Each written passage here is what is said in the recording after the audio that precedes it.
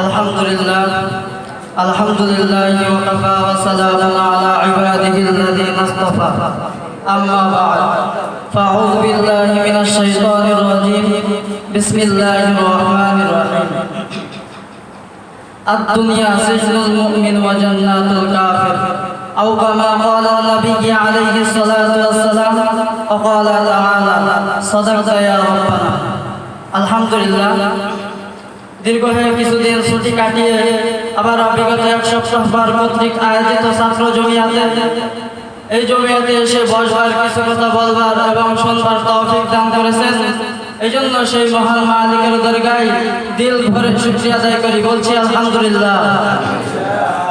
আজকের এই জমিয়াতে সম্মানিত সভাপতি, বিজ্ঞ বিচারক মণ্ডলী, সুদর্শক পরিচালক ও আমার সামনে উপস্থিত দূর দূরান্ত থেকে আগত ইলম প্রকাশিত ছাত্র ভাইয়েরা, সকলকে আমার অন্তরস্থল থেকে সালাম, আসসালামু আলাইকুম ওয়া রাহমাতুল্লাহ।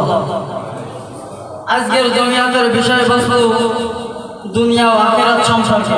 তো আমি রাসূলের অসংখ্য অমীয় বাণী থেকে একটা হাদিস আপনাদের সম্মুখে পাঠ করেছি।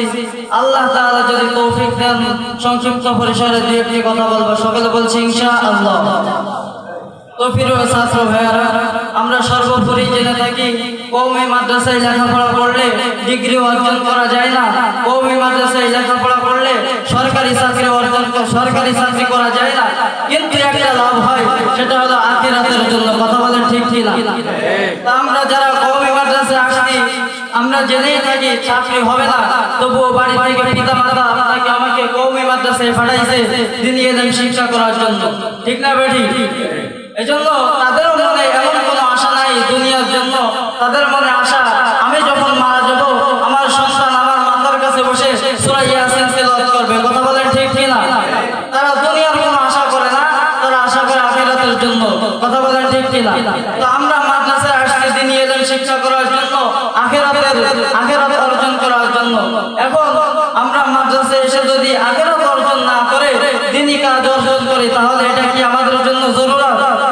কথা বলেন জরুরত না। তো অনেক সময় দেখা যায় আসরের আজান হয়ে যায়, আমরা ফুটবল নিয়ে মাঠে ব্যস্ত থাকি। কথা বলেন ঠিক কি না? ঈশার আজান হয়ে যায়, আমরা ফ্রি ফায়ার নিয়ে ব্যস্ত থাকি। কথা বলেন ঠিক কি না? এই জন্য প্রিয় ছাত্র ভাইয়েরা, আমার লেখাপড়া অর্জন না করে আপনি আখিরাতের কামাই অর্জন না করে ফ্রি ফায়ারের বড় প্লেয়ার হলেন, ক্রিকেটের বড় প্লেয়ার হলেন, তাই দিয়ে কি আখিরাতে ইনকাম করা যাবে?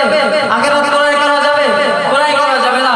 এই জন্য প্রিয় ছাত্র ভাইয়েরা, আমরা যে জন্য মাদ্রাসায় আসছি সেই উদ্দেশ্য হাসিল করতে হবে। এই জন্য একটা উদাহরণ দিলে ভালোভাবে বুঝতে পারবেন। মনে করেন একটা বোতল 1 টাকা। কয় টাকা? 1 টাকা। এখন 2টা বোতল কেনা হয়েছে 2 টাকা দিয়ে। এখন 2টা বোতলের ভিতর খালি কোনো কিছু নাই। এখন একটা বোতলের ভিতর যখন আপনি ঘি রাখলেন আর একটা বোতলের ভিতর যখন আপনি কেরোসিন তেল রাখলেন, তখন মূল্য কোনটার বেড়ে গেল? কথা বলেন, ঘির মূল্য বেড়ে গেল। তেমনি আমরা একজন খালি মানুষ, যখন আমরা রাসূলের আদর্শ অনুযায়ী চলতে পারবো, রাসূলের সুন্নাত আপনার আমার অন্তরে ফিট করতে পারবো, আল্লাহ তাকওয়া নিয়ে যখন কবরে যাব, তেমনি ভাবে আখিরাতে আল্লাহ তাআলা আপনাকে আমাকে সম্মানজনক আচরণ দেবেন। কথা বলেন ঠিক কি না? এজন্য বড় প্লেয়ার হয়ে আখিরাত অর্জন করা যায় না, বড় ডিগ্রি অর্জন করে আখিরাত অর্জন করা যায় না। ডিগ্রি অর্জন করলে আল্লাহ তাকওয়া, আল্লাহর ভয়, রাসূলের সুন্নাত, রাসূলের আদর্শ অনুযায়ী চলতে হবে। কথা বলেন ঠিক কি না? এজন্য প্রিয় ছাত্র ভাই, নদীর একুল ভাঙ্গে অকুল গড়ে, এই তো নদীর খেলা। দুনিয়ায় সামান্য দুনিয়া, আপনার টাকা আছে তো আপনাকে মানুষ চিনবে। সামান্য চিন্তা করেন, আপনার যদি একটা গাড়ি থাকে তাহলে আপনার বন্ধুর অভাব থাকবে না। কথা বলেন ঠিক কি না? আপনি যাকে